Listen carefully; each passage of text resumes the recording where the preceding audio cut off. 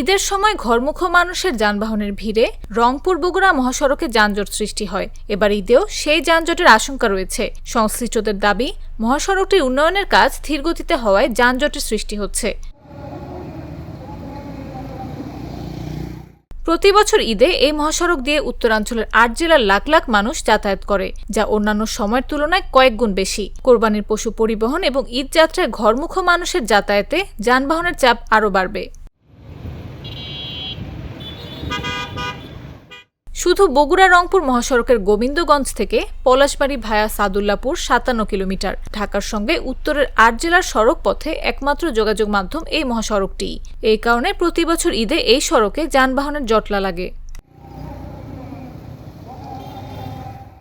সরেজমিনে দেখা যায়, মহাসড়কটির গাইবান্ধা জেলা অংশের ৫৭ কিলোমিটারের অর্ধেক কাজ বাকি রয়েছে। কাজ চলমান থাকলেও ধীর গতি। সড়কের মাঝ দিয়ে বৃষ্টির পানিতে বিভিন্ন স্থানে গর্ত সৃষ্টি হয়েছে। সড়কের দুই পাশ দিয়ে এক লেনে গাড়ি চলাচল করছে।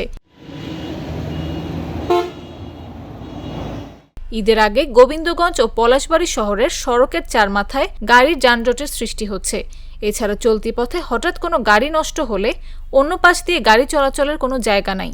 বিশেষ করে গোবিন্দগঞ্জ ও পলাশবাড়ী পৌর শহরে কাজ চলমান থাকায় চরম যানজটের সম্ভাবনা রয়েছে।